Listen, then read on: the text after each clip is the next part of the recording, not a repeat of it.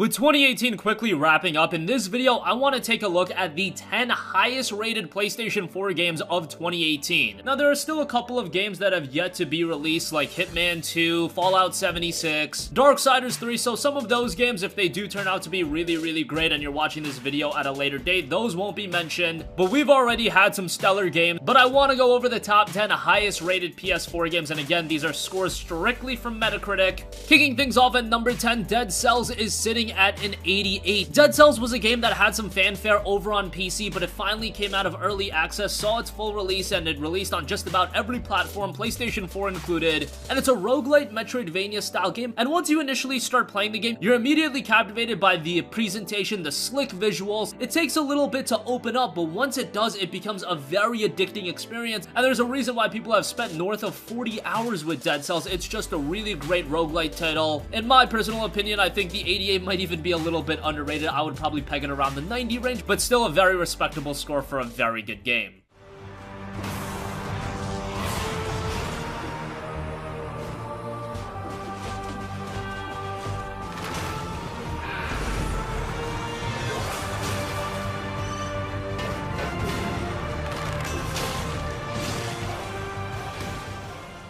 Next up, we have the recently released Tetris Effect that's sitting at an 89. This was a game that I was personally very excited for, a Tetris game of all things. Sure, I played my fair share of Tetris, but if you told me prior to 2018 that a Tetris game would be one of my more anticipated games of the year, I wouldn't have believed you. But then you see footage of Tetris Effect, you see the incredible presentation, you hear the awesome music. Tetsuya Mizugachi did a phenomenal job with the presentation of the game, and even if you're not a big fan of Tetris, I feel like Tetris Effect is a game that just on presentation alone is a game you can get into, and the Tetris fundamental gameplay, it's something engaging for just about anyone. Do bear in mind that the Metacritic scores for Tetris Effect were just recently posted. It's still fluctuating a little bit, so it could end up being a little bit higher or a little bit lower, so just keep that in mind. But I think that 89 does speak volumes about the quality of Tetris Effect.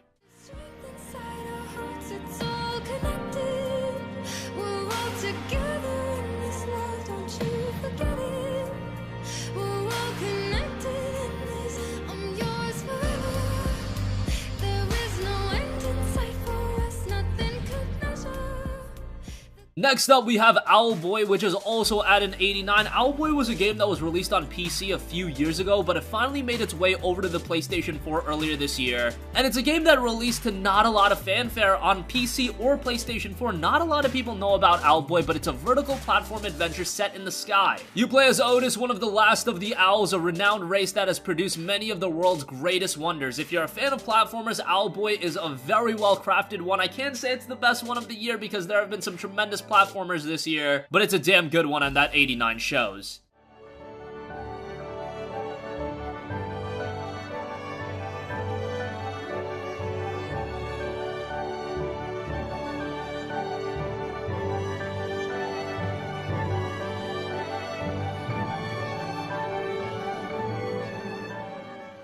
Next up, we have a PlayStation VR exclusive title, an Astrobot Rescue Mission. It is at a 90. Astrobot Rescue Mission is the first PlayStation VR title to get that coveted 90, and once you hit 90 on Metacritic, that's when you know that our game is really excellent. And leading into the release of Astrobot Rescue Mission, you were hearing rumblings that this was going to be the defining game for PlayStation VR, and I thought that was a little bit hyperbolic going in. I was like, Astrobot Rescue Mission looks like a quality game, but it does look like a lesser tier charming platformer, but boy was I wrong. Astrobot Rescue Mission released, and it is an incredible platformer. Design-wise, it's top-notch, and what's great about this game is that it was designed with PlayStation VR in mind. It's not a game where VR was just tacked on. The fundamental platforming game design is incredible, and then VR only complements that experience, so you get the excellent platformer, and then VR enhances it even more. This is how PlayStation VR games and VR games in general should be done. VR should be a complementary attachment to a game, and I think with Astrobot Rescue Mission, they get that absolutely right, and it deserves that 90.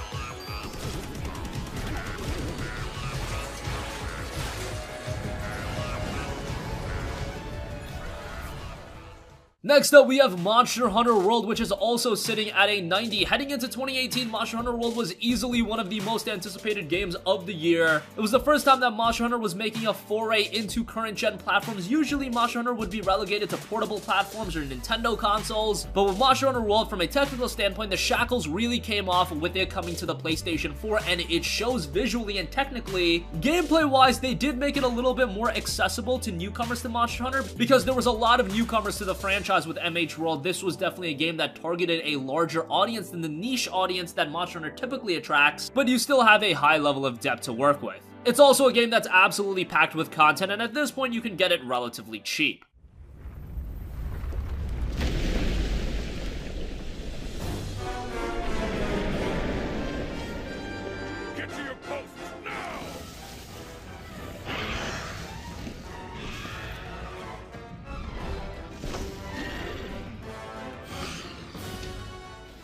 Next up, another platformer comes on the list with a very high score, and that is Celeste, sitting at a 91. Celeste is a 2D platformer that I don't think many people saw coming, much like Astrobot Rescue Mission, but even to a larger extent with Celeste. It's a very challenging game, so if you don't like challenging games, maybe stay away from this one, but if you like old school challenging platformers, Celeste is going to be right up your alley. And from its solid controls, great level designs, and visuals that definitely do cater towards someone that has played games on, say, the Super Nintendo, Celeste is a great platformer all around, and I think that 91 is well deserved.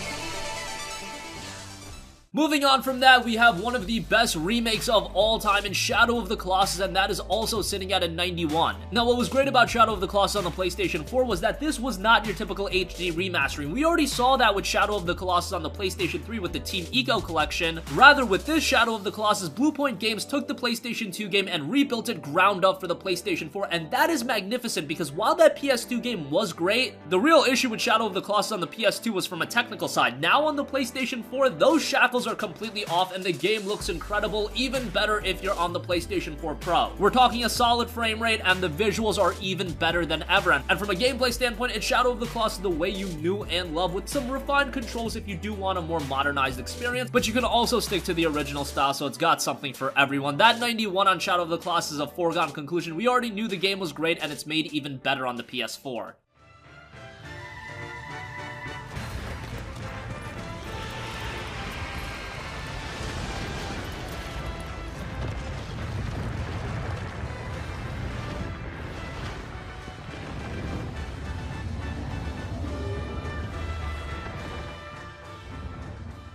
Next up, we have what many are calling the best RPG of this generation, and that is Divinity Original Sin 2. It is at a 92. Yes, I know that many of you guys will be partial towards The Witcher 3, but I think Divinity Original Sin 2 is also a magnificent RPG. It's just one that I don't think as many PlayStation 4 owners are going to play compared to a Witcher 3. Definitely a more PC-centric RPG. The game was originally released first on PC, then it made its way over to the PlayStation 4 with the Definitive Edition, and the Definitive Edition was a significant improvement upon the original release with refined content, extra content included, and just overall a better game on top of what was already an absolutely incredible RPG. Again, a little bit of a learning curve if you're more used to consoleized RPGs, but a great experience nonetheless. Incredible storytelling with a lot of decisions, a lot of replayability. The gameplay is great, a little bit challenging at times, and once you actually get into the game, you'll realize that visually it is top-notch as well. Many would say that the 92 that Divinity Original Sin 2 has is even a little bit underrated, as some really consider it to be one of the best RPGs ever created. I'm not gonna get into that debate right now, but a 92 should speak for itself. It's a very, very good game.